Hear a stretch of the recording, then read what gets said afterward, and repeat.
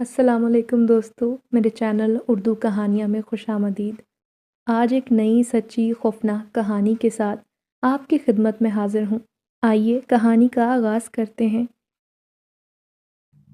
میں نے اپنے بالوں کی چوٹی بنا لی۔ میں فری کی شادی میں جانے کے لیے تیار ہو رہی تھی۔ وہ نہ صرف میری بہت اچھی سہیلی بلکہ میری کزن بھی تھی۔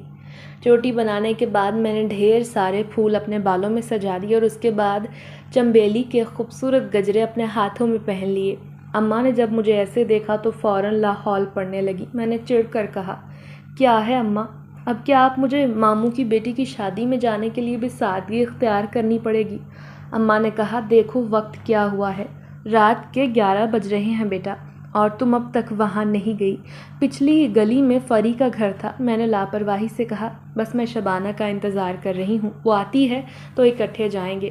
اماں دادی کی خراب طبیعت کی وجہ سے نہیں جا رہی تھی، مگر میں تو جائے بغیر نہ رہ سکتی تھی۔ آخری نگاہ خود پر آئینے میں ڈالی اور خود کو سراہا۔ میں بے حد خوبصورت لگ رہی تھی۔ گہرے جامنی رنگ کا سوٹ پہنے، لمبے بالوں کی چوٹی بنائے، ہاتھوں میں گجرے پہن کر پوری طرح تیار تھی۔ شبانہ آ گئی۔ وہ بولی، جلدی کرو، بڑی مشکل سے ابا سے جان چھڑوا کر آئی ہوں۔ ہم دونوں اس گلی سے جانے لگے تو یہ دیکھ کر مایوسی ہوئی کہ گلی مکمل طور پر بند تھی۔ شاید وہاں کسی کا انتقال ہو گیا تھا۔ شبانہ نے کہا، اب ہمیں گھوم کر جانا پڑے گا۔ یوں فاصلہ تھوڑا طویل ہو گیا۔ پھر ہم سڑک کنارے چلتے ہوئے دوسری گلی میں جانے لگے، مگر اچانک ایک پیڑ کے نیچے جا کر میری سینڈل ٹوٹ گئی۔ شبانہ کہنے لگی، چلو اب سینڈل اتار کر چلو۔ مجھے بہت غصہ آ رہا تھا۔ اوپر سے میری پائل بہت شور مچا رہی تھی۔ فضا میں چھن چھن تھی۔ شبانہ نے سرگوشی میں کہا، جلدی اس جگہ سے گزرو، یہ ٹھیک نہیں۔ کیوں، کیا ہوا اسے؟ میں نے حیرت سے پوچھا۔ یہاں اسیبوں کا بسیرا ہے۔ وہ خوفزدہ نظروں سے چاروں طرف دیکھ رہی تھی۔ سڑک کے دونوں اطراف جھاڑیاں تھیں اور پیڑ جو کہ بہت پرانے تھے ان کی شاخیں زمین کو چھو رہی تھیں۔ تبھی میری نظر ایک درخت پر پڑی تو یوں لگا جیسے وہاں کوئی بیٹھا ہوا۔ وہاں کالا سایہ مجھے نظر آیا۔ پھر اسے اپنا وہم سمجھتے ہوئے میں نے نظریں پھیر لیں۔ اب ہم اس گلی سے ہوتے ہوئے فری کے گھر پہنچ گئے تھے۔ وہاں شور شرابہ اور ہنگامہ دیکھ کر جیسے میں تو مست ہونے لگی۔ رقص کرنے کا تو ایسے ہی مجھے بڑا شوق تھا۔ میری ساری کزنز اور آنٹیاں وغیرہ مجھے بولی، تم بھی ڈانس کرو۔ میں تو جیسے موقع کی طاق میں تھی، فوراً اونچی آواز میں چلتے ڈیک کے سامنے کھڑی ہو گئی اور ناچنے لگی۔ میں نے دیکھا کھڑکیوں سے کچھ لڑکے جھانک کر مجھے دیکھ رہے تھے۔ مجھے ذرا حیا نہ آئی۔ نہ جانے کیوں مجھے رقص کرنے کا بڑا شوق تھا، خاص طور پر شادیوں میں۔ ایسے ہنگاموں پر جی چاہتا کہ میں ڈانس ہی کرتی رہوں، مگر اچانک میرے جسم کو زوردار جھٹکا لگا۔ میں زور زور سے سانس لے رہی تھی۔ پورے گھر میں ہنگامہ مچ گیا۔ تبھی میری ممانی نے کہا، ارے کوئی جلدی سے پانی لے کر آؤ، کیا ہو گیا میری بچی کو؟ وہ میری کمر سہلا رہی تھی، مگر مجھے یوں لگ رہا تھا جیسے کوئی مجھے اندر سے جکڑ رہا ہے۔ میری آنکھیں اوپر چڑھ گئیں اور بس میں ہوش و حواس سے بیگانہ ہو گئی۔ میرا نام تانیہ ہے۔ ایک متوسط طبقے کے گھرانے سے تعلق رکھتی ہوں۔ اپنے اماں کی اکلوتی اولاد ہوں۔ ابا سعودی عرب میں نوکری کرتے تھے۔ ہمارے گھر میں صرف 3 افراد تھے، میں، دادی اور امی۔ ابو وہاں سے فون کر کے کہتے، میری بیٹی کو کبھی کسی چیز کی کمی نہ ہونے دینا۔ میں اس بات پر بڑی خوش ہوتی کہ ابو کو میرا بہت خیال تھا۔ میں اس وقت کالج میں پڑھ رہی تھی۔ زندگی میرے لیے کسی جنت سے کم نہ تھی، کیونکہ اکلوتی ہونے کا میں نے خوب فائدہ اٹھایا تھا۔ نئی نئی دوستیاں کرنا اور زندگی کی آسائشوں سے لطف اندوز ہونا۔ مجھے ناچنے کا بڑا شوق تھا۔ یہی وجہ تھی کہ شادی بیاہ پر ڈانس کرتی۔ جس کی شادی میں جاتی، خاندان کی عورتیں اور بڑی بوڑھیاں مجھے کہتی کہ تانیہ سے کہو ڈانس کرے، یہ بہت اچھا کرتی ہے۔ میں خود بھی کسی گانے پر تھرکنا پسند کرتی تھی۔ یہی وجہ تھی کہ میں خود بھی اس بات کے انتظار میں ہوتی کہ کوئی مجھے کہے ڈانس کرو اور بس میں ناچنا شروع کر دوں۔ ناچ ناچ کر میرا جسم نڈھال ہو جاتا، مگر میں نہ تھکتی۔ امی اس بات پر ناراض ہوتی۔ وہ خفا بھی ہوتی کہ میں بیگانی شادی میں دیوانے عبداللہ کی طرح کیوں ناچتی ہوں، مگر مجھ پر ان کی ناراضگی کا اثر نہ ہوتا۔ آج فری کی شادی میں نہ جانے کیا ہوا، میرے جسم کو اس قدر زوردار جھٹکا لگا کہ میں بے ہوش ہو گئی۔ پھر 2-3 عورتیں امی کو بلا کر لے آئیں۔ جب مجھے ہوش میں آیا تو میں اپنا جسم بھاری محسوس کر رہی تھی۔ امی مجھے لے کر گھر آ گئیں۔ غصے سے بولی، کتنی بار سمجھایا ہے رات کے وقت یہ گجرے پہن کر گھر سے نہ نکلا کرو۔ مگر تم مانتی کس کی ہو؟ میں خاموشی سے لیٹی رہی، ورنہ اس سے پہلے میں امی کو جواب دے دیا کرتی تھی۔ پھر اگلے دن میں بارات پر بھی نہ جا سکی، شاید میں خود بھی ڈر گئی تھی، مگر 2-3 دن بعد میری طبیعت بہتر ہو گئی، میں نے پھر سے کالج جانا شروع کر دیا۔ ویسے بھی زیادہ دن تک میں اپنی سہیلیوں کے بغیر نہ رہ پاتی تھی۔ اس دن میں سڑک کنارے کھڑی تھی جب مجھے پیڑ کے پیچھے چھپا ایک چہرہ نظر آیا۔ یوں لگ رہا تھا جیسے کوئی چپکے سے مجھے دیکھ رہا ہو۔ پہلے تو مجھے وہم رہا، مگر میں نے سچ میں وہاں کسی کو کھڑا دیکھا تو میں ڈر گئی۔ جلدی سے بس میں سوار ہو کر فوراً اسٹاپ پر اتر گئی۔ امی مجھے کہتی تھیں کہ میں تمہیں وین لگوا دوں گی، مگر میں نہ مانتی۔ میری سہیلیاں بس میں جاتی تھیں، مجھے بھی ان کے ساتھ بس میں سفر کرنا پسند تھا، مگر اگلے دن پھر سے وہ مجھے پیڑ کے پیچھے چھپا کھڑا دکھائی دیا۔ جوں ہی وہاں سے باہر آیا تو میرے رونگٹے کھڑے ہو گئے۔ وہ کوئی آدمی نہیں بلکہ خواجہ سرا تھا، اور بڑی عجیب نظروں سے میرے وجود کو دیکھ رہا تھا۔ میں اس کی نظروں سے ڈر گئی تھی، مگر پھر وہ اکثر میرا پیچھا کرنے لگا۔ میں نے یہ بات اپنی دوستوں کو نہ بتائی۔ سڑک پر کھڑا یہ خواجہ سرا نہ جانے کیوں میرے پیچھے پڑ گیا تھا۔ اس کا لمبا چوڑا عجیب سا چہرہ، کچھ مردانہ کچھ زنانہ، اوپر سے اس کی بڑی بڑی موٹی آنکھیں، اس کے کپڑوں کا انداز، سب کچھ نہایت عجیب تھا۔ چاہتے ہوئے بھی میں یہ بات کسی کو نہ بتا سکی، مگر ایک دن جب سڑک پر اکیلی کھڑی تھی، کسی نے زوردار انداز میں میرے منہ پر ہاتھ رکھا اور مجھے بے ہوش کر دیا۔ میں تڑپ تڑپ کر ہاتھ پیر مار رہی تھی، مگر اپنے ہوش و حواس کھو بیٹھی۔ جب ہوش آیا تو تڑپ کر اٹھی۔ میں بالکل انجان ایک جگہ پر موجود تھی۔ یہ ایک کمرہ تھا جس میں جا بجا لڑکیوں کے کپڑے یہاں لٹکے ہوئے تھے۔ میں چاروں طرف نظریں گھما کر دیکھ رہی تھی۔ پھر میں نے سامنے جو کھلی کھڑکی تھی اس میں سے جھانک کر دیکھا، سامنے لڑکیاں کھڑی تھیں، جوان لڑکیاں، مگر ان کا نازیبا لباس میری سمجھ سے باہر تھا۔ پھر مجھے یاد آیا کسی نے میرے منہ پر ہاتھ رکھا تھا، تو کیا میں اغوا ہو چکی ہوں؟ یہ خیال آتے ہی میری تو جان نکل گئی۔ تب اچانک میں نے گردن گھما کر دیکھا، میرے پیروں تلے سے زمین نکل گئی، کیونکہ یہ وہی خواجہ سرا تھا جو ایک عورت کے ساتھ تخت پر بیٹھا تھا۔ تو کیا اس نے مجھے سڑک سے اغوا کر کے یہاں تک پہنچایا ہے؟ میں اونچی اونچی رونے لگی، میرے رونے کی آواز باہر جانے لگی۔ تبھی وہ عورت اٹھ کر آئی، موٹی سی عورت، جسم پر ساڑی لپیٹے، مجھے سر سے پیروں تک دیکھ رہی تھی۔ تبھی وہ خواجہ سرا بھی اندر آیا۔ اسی لڑکی کے بارے میں بتایا تھا مجھے ذاکر نے، وہ اس موٹی عورت کو بتا رہا تھا۔ بہت اچھا ناچتی ہے یہ، دیکھنا ہمارے کوٹھے کی شان بڑھا دے گی۔ میرے حواس گم ہو گئے تھے۔ تو کیا میں کسی کوٹھے پر موجود ہوں؟ اب میں وہ کام کروں گی جو میں نے کبھی سوچا نہ تھا۔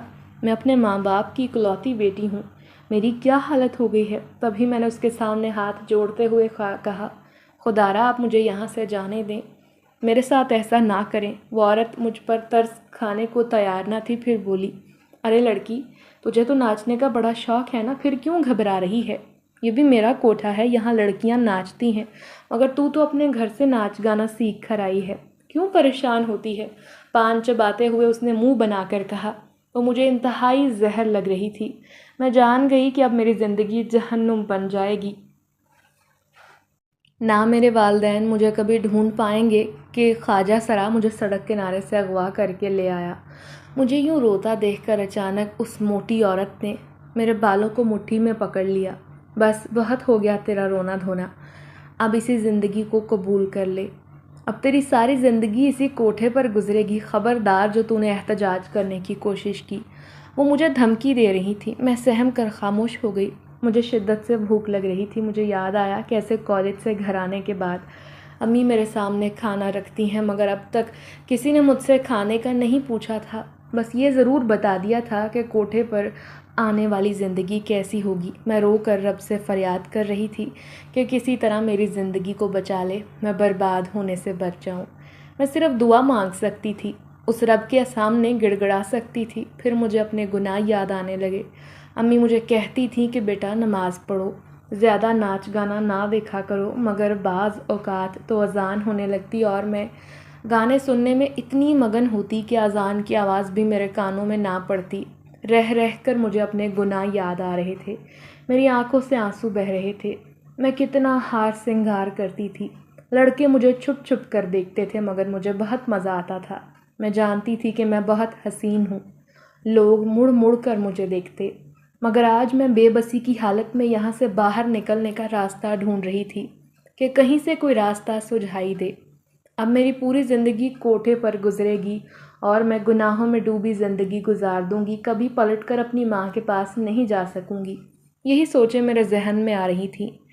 میں 2 دن سے کمرے میں بند تھی، اب تک مجھے اس بات کے لیے اکسایا نہ گیا تھا کہ میں یہاں رہ کے دکھاؤں۔ ایک دن وہ مالکن آ گئی، میرے سامنے عجیب و غریب کپڑے رکھ کر بولی، جلدی سے یہ پہن کر تیار ہو جاؤ، آج بہت بڑی محفل ہے، ہمارے کوٹھے پر بڑے امیر لوگ آئیں گے، سو تم نے انہیں ناچ کر دکھانا ہے، اپنا رقص پیش کرنا ہے۔ میں پھٹی ہوئی نگاہوں سے انہیں دیکھ رہی تھی، جانتی تھی یہ زبردستی کریں گی، اگر میں نے ان کی بات نہ مانی تو مار مار کر میری روح کو گھائل کر دیں گی۔ میں اس کی منتیں کرتے ہوئے بولی، خدا کے لیے مجھے یہاں سے جانے دو، میں ہرگز اس کام کے لیے تیار نہ تھی، مجھ سے بہت بڑا گناہ ہو گیا ہے۔ مگر وہ بولی، اگر تم نے میری بات نہ مانی تو میں اسی خواجہ سرا کو بلا لوں گی، یاد رکھنا لڑکی، وہ تمہیں اتنا مارے گا، تمہارا وہ حشر کرے گا کہ تم چلنے کے قابل نہ رہو گی۔ وہ مجھے ڈرا رہی تھی، میں ڈر گئی اور مجبوراً تیار ہو گئی۔ میں نے وہ کپڑے پہن لیے اور خود کو رقص کرنے کے لیے تیار کرنے لگی۔ نہیں جانتی تھی کہ میرا شوق مجھے لے ڈوبے گا۔ ان لڑکوں نے میری ویڈیو بنا لی تھی جو مجھے چھپ کر دیکھ رہے تھے، اور وہ ویڈیو اسی خواجہ سرا کے پاس تھی، کیونکہ ان لڑکوں نے ویڈیو بنا کر خواجہ سرا کو بھیجی تھی۔ تیار ہوئی، مالکن مجھے محفل میں لے آئی، تب گانا بجنے لگا اور مالکن نے مجھے اشارہ کیا کہ رقص پیش کرو۔ میری آنکھوں سے آنسو بہہ رہے تھے، میں ناچنے لگی۔ کبھی تصور میں بھی نہ سوچا تھا کہ سرعام یوں طوائفوں کے کوٹھے پر ناچوں گی۔ میری آنکھوں سے آنسو قطرہ بن کر گر رہے تھے، مگر انہیں دیکھنے والا کوئی بھی نہ تھا۔ تبھی میں تھک ہار کر نیچے گر گئی۔ 2 لڑکیوں نے مجھے اٹھایا۔ اچانک کسی کی بھاری آواز میرے کانوں میں آئی، چھوڑ دو اس لڑکی کو، آج اس کی قیمت میں ادا کروں گا۔ میرے پیروں تلے سے زمین نکل گئی۔ سامنے بیٹھا کالے کپڑوں میں ملبوس آدمی مجھے دیکھ رہا تھا۔ پھر وہ مالکن سے کہنے لگا، آج رات میں اس لڑکی کو اپنے ساتھ لے کر جاؤں گا۔ وہ کیا کہہ رہا تھا؟ اس کا کیا مطلب ہے کہ سچ میں ایک طوائف بننے والی ہوں؟ مالکن خوش ہو گئی اور بولی، آج اس کا پہلا دن ہے، یوں سمجھ لو کہ پہلی رات کی کنواری دلہن تمہاری رات حسین کر دے گی، سو تمہیں بھاری قیمت چکانی پڑے گی۔ تبھی وہ لمبا چوڑا لڑکا اٹھ کھڑا ہوا اور بولا، نوٹوں سے بھرا بیگ لے کر آیا ہوں، یہ لو۔ اس نے سارے پیسے اس کے قدموں میں پھینک دیے۔ مالکن لالچی نگاہوں سے پیسوں کو دیکھتی ہوئی نوٹ گن رہی تھی اور خواجہ سرا سے بولی، جلدی سے اسے تیار کر کے لاؤ اور اس کے ساتھ بھیج دو، پہلی رات ہی اس کی بڑی قیمت وصول ہوئی ہے، اب یہ ہمارے لیے کتنی کمائی کر کے دے گی۔ وہ مجھے پیار بھری نظروں سے دیکھ رہی تھی۔ میں نے نفرت سے منہ پھیر لیا۔ میں رو رہی تھی کیونکہ انتہائی نازیبا لباس پہن کر میں اس شخص کے ساتھ جانے والی تھی، نہ جانے آج رات کیا ہونے والا تھا۔ کاش میں اپنی اماں کی بات مان لیتی تو آج مجھے یہ دن نہ دیکھنا پڑتا۔ میں اس اجنبی کے ساتھ جا رہی تھی، مگر پیچھے پیچھے وہی خواجہ سرا تھا جو رکھوالی کے لیے ساتھ جا رہا تھا۔ اچانک بیچ راستے میں وہ پلٹا اور خواجہ سرا سے بولا، تم واپس کوٹھے پر چلے جاؤ۔ اور خواجہ سرا بولا، نہیں، میں اسے ساتھ لے کر جاؤں گا، صبح جب یہ فرصت پا جائے گی تو میں اسے ساتھ لے کر جاؤں گا، کہیں یہ فرار نہ ہو جائے۔ مگر لڑکے کے چہرے کے تاثرات خطرناک ہو گئے۔ میں نے کہا نا، یہاں سے دفع ہو جاؤ۔ خواجہ سرا حیران ہو گیا۔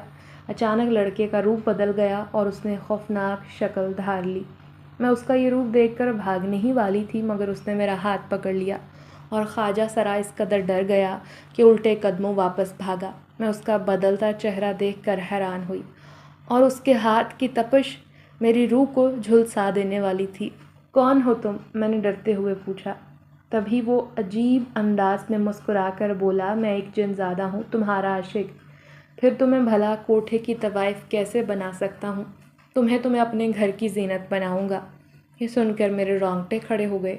میں نے اسے زوردار دھکا دیا اور پاگلوں کی طرح بھاگنے لگی۔ وہ میرے پیچھے تھا۔ پھر اس نے مجھے دونوں ہاتھوں میں جکڑ لیا اور مجھے گھسیٹتے ہوئے نہ جانے کہاں لے کر جا رہا تھا۔ یہ خوفناک جنگل تھا۔ چھوڑ دو مجھے خدارا، میں التجائے کر رہی تھی، مگر اس نے میری ایک نہ سنی۔ میں نے دیکھا یہ جنگل کے بیچ میں کوئی ویران گھر تھا۔ میں سسکیاں لے کر رو رہی تھی۔ اس نے مجھے گھر میں بند کر دیا اور اچانک خود میرے سامنے آ گیا۔ اس کی دہشت کے مارے میرے منہ سے ایک لفظ بھی نہ نکل پایا، بس میں روتی رہی۔ یوں لگ رہا تھا میری زندگی کسی بڑے عذاب میں پھنس گئی ہے، اس عذاب سے میں کبھی نہیں نکل پاؤں گی۔ اس خوفناک جنزادے نے مجھے گھر میں قید کر دیا تھا۔ میں اس کے سامنے ہاتھ جوڑے رو رہی تھی۔ کیوں میرے پیچھے پڑے ہو؟ خدارا مجھے میرے گھر پہنچا دو۔ اس کوٹھے سے تو تم نے مجھے آزاد کر دیا ہے، اب مجھ پر ایک اور احسان کرو، مجھے میرے گھر تک چھوڑاؤ۔ وہ بولا ٹھیک ہے، میں تمہیں تمہارے گھر چھوڑ دوں گا، مگر چند لمحے کے لیے مجھے خوش کرو۔ جتنے دن میری مرضی ہوگی تمہیں میں اس گھر میں رکھوں گا اپنے پاس، اس کے بعد تمہیں یہاں سے جانے دوں گا۔ پھر وہ بولا تم اس پیڑ کے نیچے جب کھڑی تھی نا، ہار سنگار کیے گجرے پہنے، تبھی میں تم پر عاشق ہو گیا تھا۔ پہلی نظر میں تم مجھے بے حد اچھی لگی تھی۔ میں ہر وقت تمہارے ساتھ تھا اور اس دن میری وجہ سے ہی تم بے ہوش ہو گئی تھی، کیونکہ کچھ لوگ تمہیں دیکھ رہے تھے اور مجھے گوارا نہیں کہ میری محبت کو کوئی غیر دیکھے، سو میں نے تمہیں بے ہوش کر دیا اور تم وہاں سے چلی آئی۔ اب میں اس کوٹھے پر بھی پہنچ گیا جہاں تم قید تھی۔ یاد رکھو، جہاں جاؤ گی تمہارے پیچھے لازمی آؤں گا۔ اس کی مہربانی تھی کہ اس نے مجھے بچا لیا تھا، مگر اب یہاں قید کر رکھا تھا، نہ جانے آئندہ کیا ہوگا۔ مگر دوسرے دن میں حیران ہو گئی جب میں بھوکی پیاسی بیٹھی تھی اور وہ میرے لیے لذیذ کھانا لے کر آیا۔ اس کی مہربانی پر حیران تھی، نہ چاہتے ہوئے بھی میں نے بے دلی سے کھانا کھا لیا۔ اس نے میرے کپڑوں کو دیکھا اور بولا یہ کپڑے مجھے تمہارے جسم پر بہت برے لگ رہے ہیں، تمہیں انہیں اتارنا ہوگا۔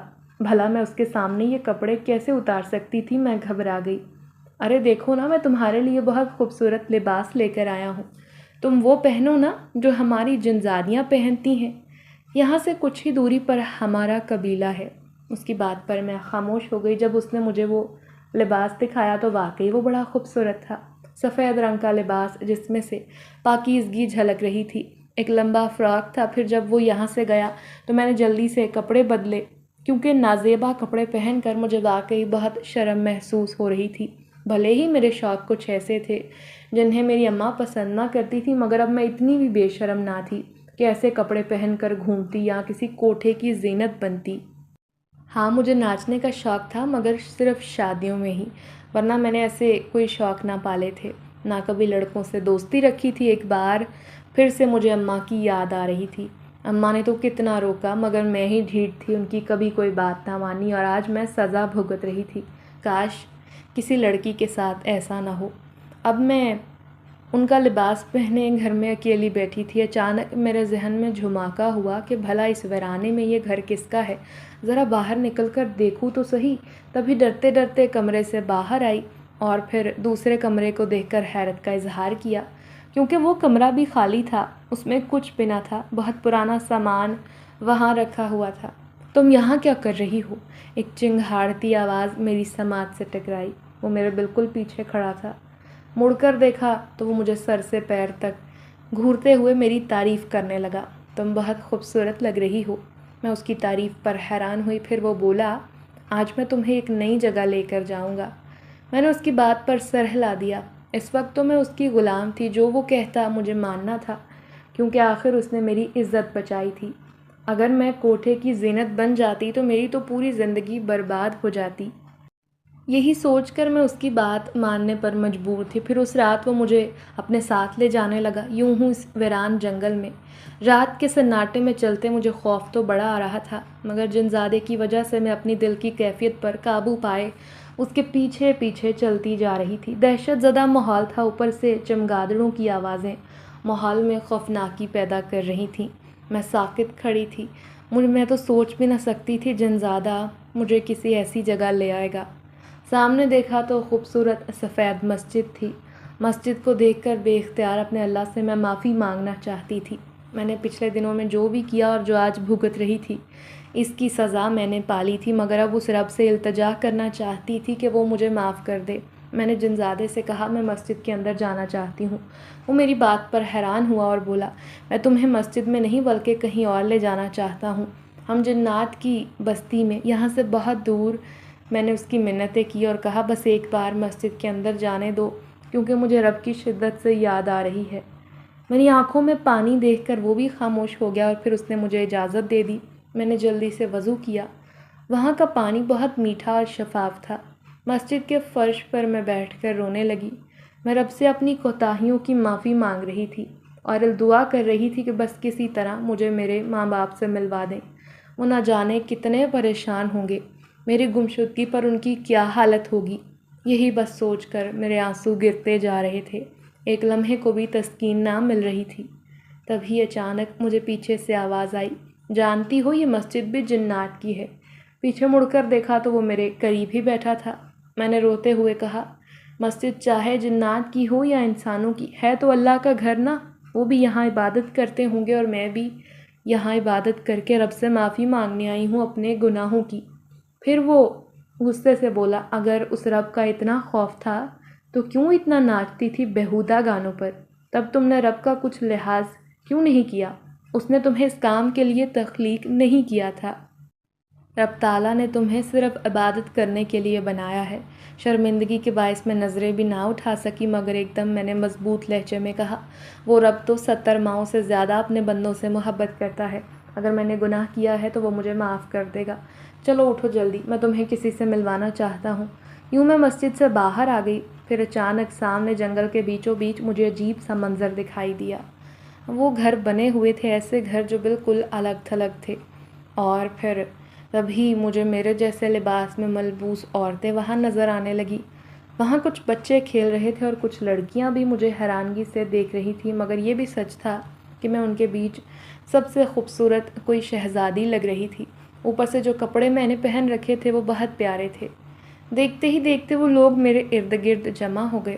تبھی وہ جنزادہ سب سے بولا، دیکھو میں نے تم سے وعدہ کیا تھا نا کہ میں کسی آدمزادی سے شادی کروں گا۔ میری بچپن سے یہی خواہش تھی اور آج میری خواہش پوری ہو گئی۔ میں اپنے ساتھ اس آدمزادی کو لے کر آیا ہوں۔ سارے جنات مجھے گھیر کر کھڑے تھے۔ میں جنزادے کی باتوں پر حیران تھی۔ اس نے تم سے شادی کی ہی نہیں، کیا سچ مچ اب یہ مجھے یہاں شادی کرنے کے ارادے سے لایا ہے؟ یہ سوچ کر ہی میں خوف سے تھر تھر کانپنے لگی۔ سب لوگ مجھے دیکھ کر خوشی کا اظہار کر رہے تھے۔ جنزادیاں آ کر بولیں، تمہیں سردار نے بلایا ہے، اسے لڑکی کو لے کر محل میں چلے جاؤ، سردار لڑکی سے ملنا چاہتے ہیں۔ وہ نہ جانے مجھے کہاں کہاں لے کر جا رہا تھا اور میں بھی اس کے بھروسے چلتی جا رہی تھی، صرف اس آس پر کہ ایک نہ ایک دن وہ مجھے میرے گھر چھوڑ آئے گا، میری ماں کے پاس جو میری منتظر ہیں۔ اسی لیے اس نے مجھے وہاں جانے کو کہا تو میں بھی چل پڑی، اسی محل میں جو ان کے سردار کا تھا۔ سردار غضبناک آنکھوں سے مجھے دیکھ رہا تھا۔ لڑکی، کیا سچ میں تم اس سے شادی کرنا چاہتی ہو؟ میں نے یوں ہی اس کا دل رکھنے کے لیے کہہ دیا، جی یہی حقیقت ہے۔ پھر وہ سب کے سامنے کہنے لگا، ہمارے قبیلے میں ایسا پہلی بار ہوگا کہ کوئی لڑکی کسی جنات سے شادی کرے، اور یہ بات بہت خوشی کی ہے۔ میں تمہارے فیصلے پر خوش ہوں۔ آج رات ہمارے قبیلے میں جشن منایا جائے گا اور تم مہمان خصوصی ہو۔ میں رو دینے کو تھی، نہ جانے میرے ساتھ اور یہاں کیا ہوگا۔ میں نے مکمل طور پر خود کو حالات کے رحم و کرم پر چھوڑ دیا۔ پھر جشن کی تیاریاں ہونے لگیں۔ میں ایک مکان میں چپ چاپ بیٹھی تھی، تب وہ اندر آیا اور اس نے میرے سامنے لال رنگ کا جوڑا پھینکا۔ آج کی رات تمہیں یہ پہننا ہے۔ میں نے روتے ہوئے کہا، تم نے تو وعدہ کیا تھا کہ مجھے میری اماں کے پاس لے کر جاؤ گے، مگر اب یہ تم کیا کرنے جا رہے ہو؟ خدا را، میرے ساتھ ایسا مت کرو، مجھے زبردستی شادی نہیں کرنی۔ وہ اکتا کر بولا، میں تم سے شادی نہیں کروں گا، مگر بس اپنی بات سچ ثابت کرنا چاہتا تھا، اسی لیے تمہیں یہاں لے کر آیا۔ بس آج کی رات تم یہاں رہو، کل اپنے گھر لوٹ جاؤ گی۔ مجھے اپنی آنکھوں پر یقین نہ آیا، میرے چہرے پر بے تحاشا مسکراہٹ تھی۔ ارے سچ کہتا ہوں، کل میں تمہیں تمہارے گھر چھوڑ آؤں گا۔ اگر میں کوئی بد فطرت جنزادہ ہوتا تو کبھی تمہیں اس کوٹھے سے بچا کر نہ لاتا۔ مجھے تمہاری عزت پیاری ہے، اسی لیے جلدی تمہیں تمہارے والدین کے پاس چھوڑ دوں گا۔ یہ خبر سن کر یوں لگ رہا تھا دنیا جہان کی خوشیاں اور نعمتیں میری جھولی میں آ گئی ہیں۔ میں اپنی خوشی پر قابو نہ رکھ پا رہی تھی، سو فوراً لال جوڑا پہن کر تیار ہو گئی، اپنے لمبے بال پشت پر بکھیر لیے اور خود کو آئینے میں دیکھا۔ میں بالکل اپسرا لگ رہی تھی۔ میں نے وہ جالی والا لال دوپٹہ اوڑھ لیا۔ اچانک جنزادہ میرے سامنے آیا اور میرے کان میں سرگوشی کرتے ہوئے بولا، آج تو تم قیامت ڈھا رہی ہو۔ اس کی بات پر میں مسکرا دی۔ تبھی میں نے اس کے ہاتھ میں چنبیلی کے گجرے دیکھے تو مجھے بڑا خوف محسوس ہوا۔ وہ بولا، آج تم یہ میری مرضی سے لگا رہی ہو، اسی لیے اب تمہیں کچھ نہیں ہوگا۔ پھر اس نے میرے لمبے بالوں میں وہ چنبیلی کے گجرے لگا دیے تھے۔ جب میں باہر نکلی تو سب میرے ارد گرد جمع ہو چکے تھے۔ وہ مجھے کسی شہزادی کی طرح سمجھ رہے تھے اور میرے اعزاز میں یہاں جشن رکھا گیا تھا۔ مگر آج کی رات یہاں آخری رات تھی، کل اپنی اماں کے پاس پہنچ جاؤں گی، یہ بات مجھے بہت خوشی دے رہی تھی اور میرا موڈ بھی اچھا ہو گیا تھا۔ یہی وجہ تھی کہ سب حیرت سے دیکھنے لگے کہ کل تک ڈری سہمی نظر آنے والی لڑکی آج کتنی خوش لگ رہی ہے، مگر کوئی سچائی نہیں جانتا تھا۔ پھر جشن میں لذیذ کھانا بانٹا گیا جو میں نے خوب پیٹ بھر کر کھایا۔ سچ میں جنات کی دنیا کا کھانا تو بے حد لذیذ تھا اور ان کی خوراک بھی بہت اچھی تھی۔ میں انہیں کھاتے دیکھ کر حیران تھی، یہ انسانوں سے کئی گنا زیادہ کھاتے تھے۔ بس مجھے آج کی رات گزرنے کا انتظار تھا۔ پھر جو ہی جشن منا کر سب لوگ اپنے اپنے گھروں میں جا کر غائب ہو گئے اور میں صرف اس بات کی منتظر تھی کہ کب وہ مجھے کہے گا، آؤ تمہیں تمہارے گھر چھوڑاؤں۔ پھر وہ کچھ گھنٹوں بعد میرے پاس آیا اور بولا، میں نے تم سے وعدہ کیا تھا کہ تمہیں تمہارے گھر چھوڑ دوں گا، سو اب تمہیں لے کر جا رہا ہوں۔ میں بڑی خوش ہوئی اور پھر ہم جنگل سے باہر جانے لگے۔ دن کا اجالا چاروں طرف پھیل گیا تھا، مگر اس نے پلک جھپکتے ہی مجھے میرے گھر کے سامنے چھوڑ دیا۔ میں اس گلی کو کیسے بھول سکتی تھی، کیونکہ یہاں سے نکلے مجھے زیادہ دن نہ ہوئے تھے۔ میں نے گھر کے سامنے پہنچتے ہی بے قراری سے دستک دی، تب اماں نے دروازہ کھولا۔ میں ان سے لپٹ گئی۔ اماں نے مجھے دھکا دیا، میں نیچے فرش پر گر گئی۔ کیوں آئی ہو یہاں، چلی جاؤ۔ میں نے روتے ہوئے کہا، اماں آپ یہ کیا کہہ رہی ہیں؟ تم تو گھر سے بھاگ گئی تھی نا، کس کے ساتھ منہ کالا کر کے گئی تھی اور اب پورے 5 سال بعد یہاں لوٹ کر آئی ہو۔ میں حیرت سے اماں کو دیکھ رہی تھی۔ اماں آپ کیا کہہ رہی ہیں، خدا کا خوف کریں، ابھی مجھے صرف 3-4 دن ہی تو ہوئے ہیں گئے ہوئے۔ اماں نے کہا، کیا ہو گیا ہے، پاگل ہو چکی ہو لگتا ہے، یا کسی پاگل خانے سے آئی ہو۔ تمہیں گئے ہوئے پورے 5 سال ہو چکے ہیں، تمہارے ابو نوکری چھوڑ کر آ چکے ہیں اور ان 5 سالوں میں تمہاری دادی کا انتقال ہو گیا ہے۔ تمہارے ابو اب یہیں رہتے ہیں اور معمولی دکان چلاتے ہیں۔ تمہاری وجہ سے ہمارا پورا گھر برباد ہو گیا۔ تم ہماری اکلوتی اولاد تھی، میں نے تمہیں بڑے لاڈ پیار سے پال پوس کر جوان کیا، مگر اب میں تمہیں ایک لمحہ برداشت نہ کروں گی۔ دفع ہو جاؤ یہاں سے، اس سے پہلے تمہارا باپ تمہاری شکل دیکھے۔ میں وہیں بیٹھ کر اپنی دادی کو یاد کر کے اور اپنے ابا کی تکلیف پر رونے لگی۔ پھر میں نے اماں کے قدم پکڑ لی اور کہا، اماں میری بات تو سن لیں کہ میرے ساتھ کیا ہوا۔ میں ایسی لڑکی نہ تھی، ہاں میں نافرمان تھی، آپ کی بات ضرور نہیں مانتی تھی، میری کچھ عادتیں خراب تھیں، مگر میں نے وہ ہرگز نہیں کیا جو آپ سمجھ رہی ہیں۔ اماں خاموش ہو گئیں تو میں نے سوچا سچائی بتا دوں اور شروع سے لے کر آخر تک انہیں سب کچھ بتا دیا کہ کس طرح ایک خواجہ سرا نے مجھے کالج سے آتے اغوا کر لیا اور اس نے مجھے کوٹھے پر چھوڑا۔ پھر وہاں سے مجھے ایک شخص نے خرید لیا۔ جب میں اس کے پاس پہنچی تو پتہ چلا وہ انسان نہیں بلکہ جنزادہ تھا۔ اماں کی آنکھیں یہ سن کر کھلی کی کھلی رہ گئیں، مگر وہ میری بات ماننے سے انکاری تھیں اور کہا، میں یہ بات مان ہی نہیں سکتی، تو مجھے جھوٹی کہانیاں سنا رہی ہے، تو ضرور اپنے کسی عاشق کے ساتھ بھاگ گئی ہوگی اور جب ناکامی ہوئی تو واپس آ گئی۔ سچ بتا، کتنے بچے پیدا کیے تو نے؟ پھر میں نے کہا، اماں یقین کریں مجھے وقت گزرنے کا احساس نہیں ہوا، مجھے وہاں پتہ ہی نہ چلا، مجھے تو یوں لگ رہا تھا جیسے میں نے وہاں صرف 4-5 راتیں گزاری ہیں، مگر آپ بتا رہی ہیں مجھے یہاں سے گئے 5 سال ہو گئے ہیں۔ میں اس بات سے بالکل انجان ہوں، میری دماغی حالت خراب ہو چکی ہے۔ پھر میں بے ہوش ہو کر فرش پر گر گئی۔ جب آنکھ کھلی تو اماں ابا دونوں میرے پاس کھڑے تھے۔ میں روتے روتے ابا سے لپٹ گئی اور کہا، ابا کہنے لگے، ہمیں بیٹی کی بات سننی چاہیے، آخر کو یہ ہماری اکلوتی اولاد ہے، اتنے برسوں بعد واپس آئی ہے اور ہمیں خوش ہونا چاہیے۔ اماں نے مجھے گلے سے لگا لیا۔ میں روتے ہوئے ان کا شکریہ ادا کر رہی تھی کہ انہوں نے مجھے قبول کر لیا تھا۔ ایک بار پھر سے اس گھر میں میری زندگی کا آغاز ہو گیا تھا۔ اب آس پڑوس کے لوگ کہتے یہ لڑکی گھر سے بھاگ گئی تھی، آج اتنے سالوں بعد واپس آ گئی۔ اماں نے کسی کو کوئی صفائی نہ دی، بلکہ اماں ابا کو کہنے لگی، ہم یہ محلہ چھوڑ کر کہیں اور چلے جائیں گے، کوئی نہ کوئی گھر تو مل ہی جائے گا، آپ یہ گھر بھیج دیں۔ یوں ابا نے اماں کی بات مان کر وہ گھر بیچا، ہم نے چھوٹا مکان لیا۔ دن رات میں ابا کی خدمت کرتی، اپنے کیے کی معافی مانگتی، مگر اماں کہتی، بیٹا تیرا تو کوئی قصور نہیں، تیرے ساتھ سو حادثہ ہو گیا تھا نا، میں ہی غلط تھی جو تجھے اتنا غلط سمجھا۔ ابا نے کہا، میری ساری جمع پونجی ختم ہو گئی کیونکہ وہاں نوکری ختم ہو گئی تھی اور میں پریشان تھا تمہاری گمشدگی کی وجہ سے۔ اب میں 5 وقت کی نماز پڑھنے لگی تھی، گانے سننا ناچ گانا کرنا تو کب کا چھوڑ دیا تھا، رقص کرنے سے توبہ کر لی تھی۔ ہمارا اتنا بڑا خاندان تھا مگر اماں ابا نے میری وجہ سے سب سے قطع تعلق کر لیا تھا تاکہ کوئی مجھے تانا نہ دے کہ میں گھر سے بھاگی ہوں، کسی کے سامنے کوئی سچائی نہ آئی۔ اگر سب کے سامنے سچ آتا تو شاید کوئی مجھے یہ تانے نہ دیتا۔ ایک روز جب میں نماز پڑھ رہی تھی تو مجھے اپنے کمرے میں روشنی دکھائی دی۔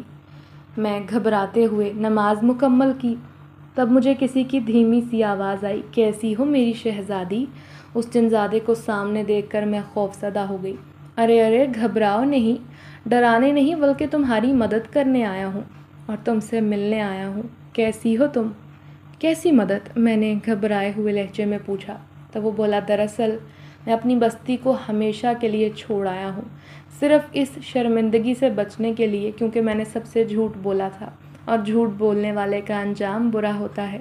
میرا جھوٹ کسی کے سامنے آئے بس اسی لیے میں نے وہ بستی چھوڑ دی۔ اس کی بات پر میں شرمندہ ہو گئی کیونکہ کہیں نہ کہیں میری وجہ سے اس کے ساتھ یہ سب ہوا تھا۔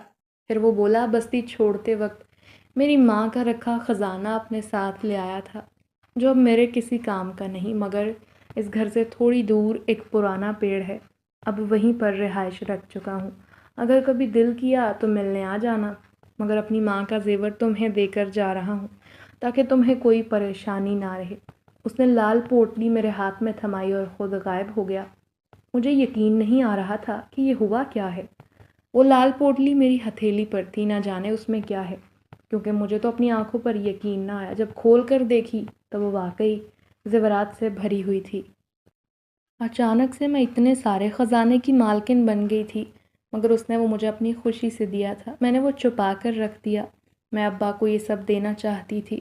اس دن ابا اماں سے کہہ رہے تھے کہ میرے پاس اتنے پیسے نہیں کہ آخر کوئی کام کر سکوں، بیٹی کی شادی بھی تو کرنی ہے۔ میں ابا کو کام کے لیے پیسے دینا چاہتی تھی، اسی لیے میں اس وقت کا انتظار کر رہی تھی۔ پھر اس رات میں نے ابا کے سامنے پوٹلی رکھی تو ابا نے سوال کیا، اتنے سارے زیور کہاں سے آئے؟ میں نے کہا، ابا یہ اسی جنزادے نے دیے ہیں جس نے میری جان بچائی تھی۔ ابا نے وہ زیورات لینے سے انکار کر دیا۔ بیٹا میں یہ ہرگز نہیں لوں گا، کہیں وہ پھر سے تمہارے پیچھے نہ پڑ جائے۔ میں نے کہا، ابا نہیں، وہ نیک جنزادہ ہے، صرف میری مدد کرنے آیا تھا، اب کبھی وہ واپس نہیں آئے گا۔ انہیں میری باتوں پر یقین نہیں آ رہا تھا، مگر میں نے ابا سے کہا، آپ ان کو بیچ کر کوئی کام شروع کریں۔ یوں اماں ابا میرا ڈھیر سارا سامان لے کر آ گئے۔ ابا نے کام شروع کر دیا، پھر وہ میرا رشتہ تلاش کرنے لگے۔ جب ایک روز میں اماں کے ساتھ بازار جا رہی تھی تو اچانک میری نظر اس پرانے درخت پر پڑی۔ جو ہی میں اس کے نیچے سے گزری تو یوں لگا وہاں کوئی وجود بیٹھا ہے جس نے مجھے غور سے دیکھا ہے۔ مجھے کسی کی نظروں کی تپش کا احساس ہوا۔ اس بار تو میں اس سے آخری ملاقات کر کے خود اس کا شکریہ ادا کرنا چاہتی تھی، مگر یہ نوبت ہی نہ آئی اور میرا رشتہ آ گیا۔ جاتے جاتے وہ عورت اماں سے کہنے لگی، ہمیں آپ کی بیٹی اپنے بیٹے کے لیے پسند آئی ہے، یہ بالکل ہمارے بیٹے کے جوڑ کی ہے۔ میرا ایک اچھے گھرانے میں رشتہ طے ہو گیا، پھر شادی کی ساری تیاریاں مکمل تھیں۔ میں اس دن مائیوں کے جوڑے میں چھت پر کھڑی تھی جب اچانک میری نظر اس پیڑ پر پڑی۔ یوں لگتا تھا کوئی سایہ وہاں کھڑا مجھے ہی دیکھ رہا ہے۔ میں گھبرا کر پیچھے ہو گئی، میں سمجھ گئی تھی کہ وہی ہے وہاں پر۔ پھر میری شادی ہو گئی، لال جوڑے میں ملبوس ہو کر رخصت ہو گئی تھی۔ مجھے بے اختیار وہی رات یاد آئی جب جشن ہو رہا تھا اور جنات کی بستی میں مجھے کسی شہزادی کی طرح سجایا جا رہا تھا۔ میں اپنے شوہر کے سامنے بیٹھی تھی جب میری ساس نے کہا، میں تو اس لڑکی کو پسند نہیں کر رہی تھی، مگر نہ جانے ایسا کیا ہوا کہ میں نے فوراً ہاں کر دی۔ یوں لگتا تھا جیسے کسی نے مجھ سے زبردستی کہا تھا کہ یہی ہے وہ لڑکی جو تمہارے بیٹے کے لیے بنی ہے، حالانکہ میں دل سے راضی نہ تھی۔ تب میرے شوہر نے کہا، مجھے یہ لڑکی بہت پسند آئی ہے، مجھے ایسی ہی بیوی کی تلاش تھی۔ اس کی بات نے مجھے خوشی دی اور پھر وہ واقعی بہترین شوہر ثابت ہوا، مگر آج تک یہ بات سمجھ نہ آئی کہ میری ساس انکاری تھی تو آخر اس نے ہاں کیوں کر دی۔ اس روز میں تیار ہو کر شوہر کی منتظر تھی، انہیں آنے میں دیر ہو گئی تو میں چھت پر آ گئی۔ مغرب کا وقت تھا، ابھی میں نیچے جانے کا سوچ رہی تھی تو یوں لگا کسی نے مجھے پکارا ہے، اور میرے رونگٹے کھڑے ہو گئے۔ پلٹ کر دیکھا تو وہی میرا محافظ کھڑا تھا۔ ارے بولا، ارے ابھی بھی گھبراتی ہو؟ گھبراتی کیوں ہو؟ کبھی کبھار تم سے ملنے آیا کروں گا، میرے دل کی یہی خواہش ہے۔ میں خاموش ہو گئی۔ میں نے کہا، کیا تم نے میری ساس سے زبردستی ہاں کروائی تھی؟ وہ مسکرا دیا اور بولا، ہاں ہاں میں نے ہی ہاں کروائی تھی، کیونکہ تمہارے والدین بہت پریشان تھے، وہ تمہاری شادی کرنا چاہتے تھے۔ ایسے میں نے سوچا کہ یہی بہتر ہے، تمہاری شادی اس لڑکے سے ہو جائے، یہ دل کا بڑا اچھا ہے، تمہارا خیال رکھے گا، تمہاری حفاظت کرے گا، عزت قدر کرنے والا ہے۔